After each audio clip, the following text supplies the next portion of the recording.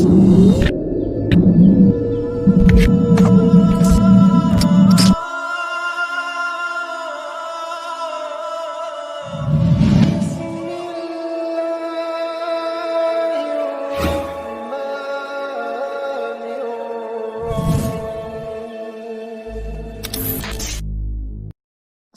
yang menempuh jalan hijrahnya ya dari seorang Kristiani yang taat kembali kepada fitrah semua manusia ya, fitrah semua manusia yaitu muslim dan muslimah.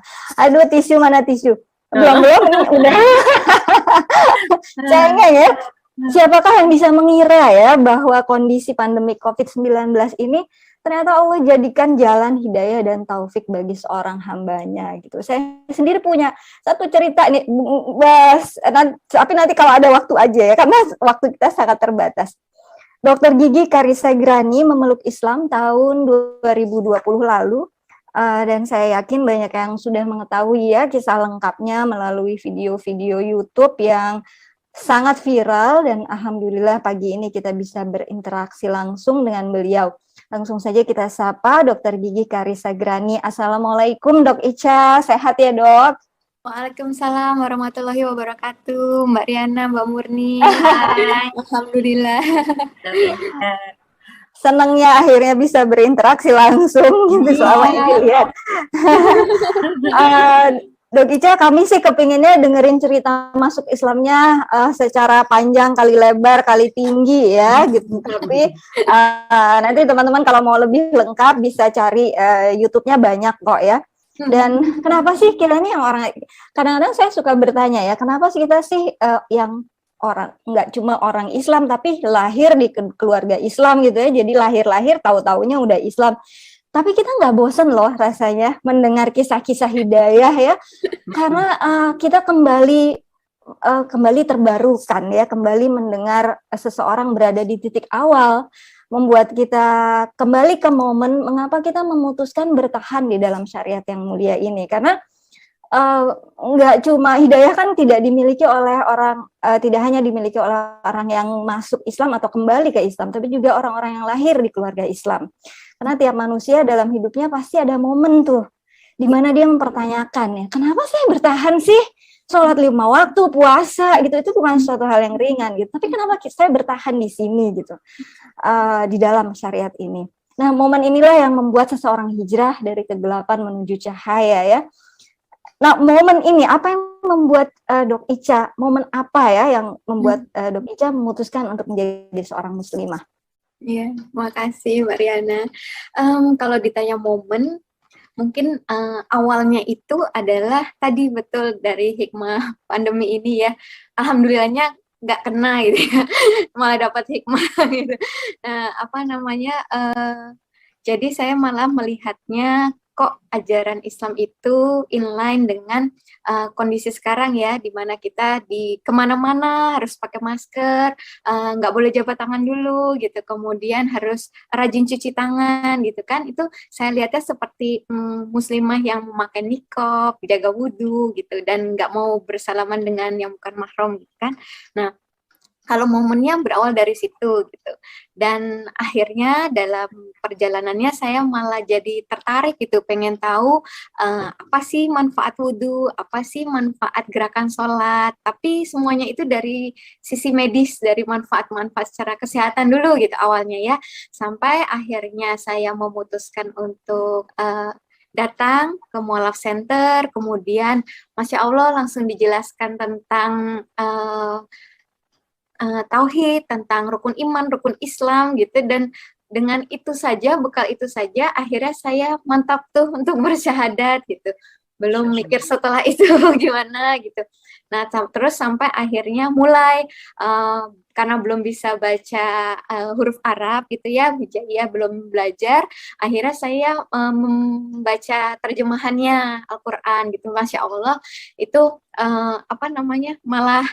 malah apa ya, terpesona gitu, yang saya pikir akan menemukan celah, menemukan kesalahan gitu, tapi makin selesai, sudah masuk juz 27 dan selanjutnya itu malah makin yakin gitu ya. Seperti salah satu contoh aja gitu, ada Quran di Al-Quran surat Al-Maidah ya ayat 116, Bismillahirrahmanirrahim, itu yang terjemahannya dibilang Allah bertanya gitu kepada Nabi Isa gitu, wahai Isa putra Maryam, apakah engkau yang mengatakan kepada orang-orang sembahlah aku dan ibuku sebagai dua Tuhan selain Allah gitu. Terus Nabi Isa menjawab gitu bahwa bahwasanya maha suci engkau ya Allah gitu ya, yang yang semuanya tuh nggak ada yang tersembunyi kan buat Allah gitu. Sekiranya aku pernah mengatakan hal itu, pasti engkau telah mengetahuinya gitu. Aku nggak bisa mengatakan yang bukan hakku gitu. Itu yang saya kayak kebuka gitu. Kayak kaget dong ya, gitu ya, ada gitu. sanggahan yang sangat-sangat harfiah gitu ya. Bahkan Nabi Isa sendiri menyampaikan iya ya gitu. Itu sih mungkin kalau bisa secara singkat momen yang membuat akhirnya mantap gitu untuk kembali fitrah sebagai muslim. Masya Allah, iya, ingat juga ayat itu. Bikin haru, ya Allah. Ya, ya momen ini memang, momen seperti inilah yang mahal ya. Tidak semua orang loh mendapatkan itu. Tidak semua orang bisa melihat sesuatu yang sederhana dan Allah kasih sesuatu yang kita nggak bisa jelasin ya gitu. Betul mungkin kalau di dalam Quran itu dibilangnya cahaya ya, dari kegelapan menuju cahaya. Cahaya itu kita nggak bisa jelasin gitu. Nggak semua orang dapatin. Benar-benar Allah yahdi may yasha wa yudhillu may yasha. Allah memberikan petunjuk pada yang diinginkannya dan menyesatkan yang diinginkannya. Nah, ini kebayang deh tantangan yang harus dihadapi Dok Ica. Bayangin ya, jangankan yang non-muslim menjadi muslim ya udah berubah segala-galanya, tapi kita yang udah muslim aja ketika kita hijrah menjadi lebih baik, bukan cuma dari nggak pakai jilbab menjadi pakai jilbab, tapi yang udah pakai jilbab kemudian hijrah lagi menjadi lebih baik, jilbabnya dibenerin, kelakuannya dibenerin, itu menghadapi banyak sekali tantangan loh yang kadang kita nggak duga ya. Aduh, kenapa kakak gue sendiri kok nggak ngerti gitu ya, kayak gitu. Apalagi kalau hijrahnya dari agama lain, berubah semua ya. Itu tantangan apa saja sih yang Dok Ica hadapi saat itu ya, baik yang belum bersyahadat ataupun juga setelah bersyahadat? Iya, jadi waktu itu kalau bisa dibilang tantangannya itu mungkin yang pertama banget itu, ini ada kalau nggak salah di antara kita ada teman kantor saya Mbak Mina, Assalamualaikum. Ini mungkin saksinya ya yang melihat apa yang terjadi di kantor. Nah itu jadi, apakah nanti kita akan tanya beliau juga? Di cross check.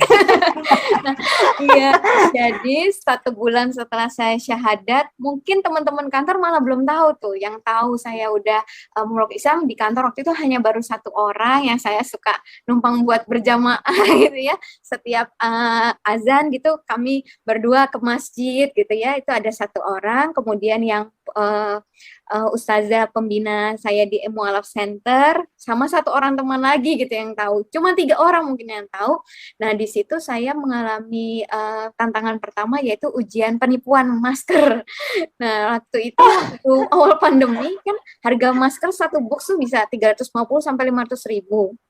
Nah, kebetulan saya ditawari salah seorang itu harga 180.000 per box. Saya pikir kan, wah lumayan nih, mungkin bisa bantu teman-teman juga gitu di kantor yang lagi kesulitan gitu.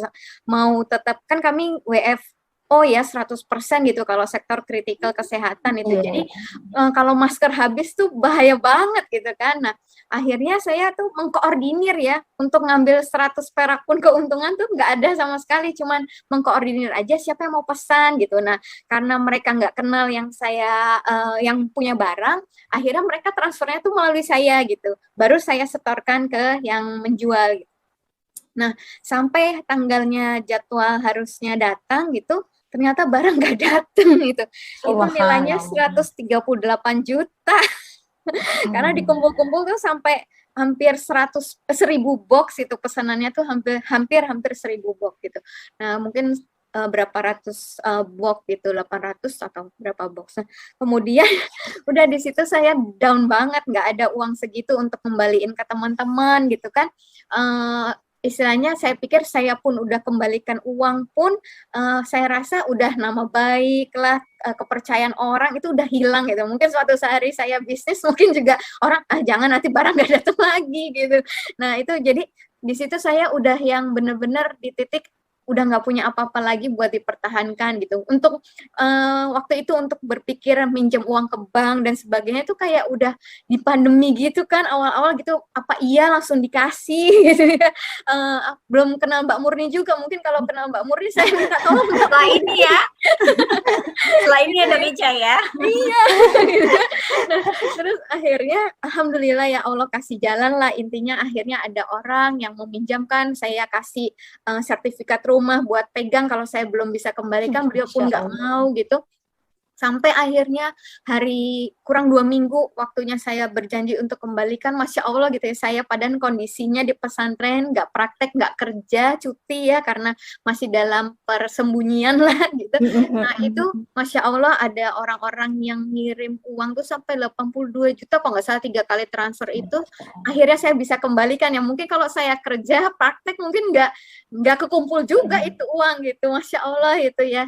Jadi benar saya paginya tuh berdoa gitu seperti itu, setelah duha kemudian saya zikir ya Mu'id, Allah yang maha mengembalikan. Zuhur alhamdulillah ada kabar baik. Benar-benar inamal usri yusra tuh berasa banget saat itu ya. Itu mungkin tantangan pertama gitu. Tantangan kedua pastinya gitu ya, ketika saya baca lagi Quran surat Al-Baqarah ayat 221, saya apa istilahnya Allah nggak ridho ya kalau saya masih dengan melanjutkan pernikahan dengan yang non muslim gitu. Jadi akhirnya saya ya udah demi dapat ridho Allah, saya membulatkan hati, memantapkan hati untuk memutuskan nggak melanjutkan rumah tangga dengan mantan suami yang masih non muslim.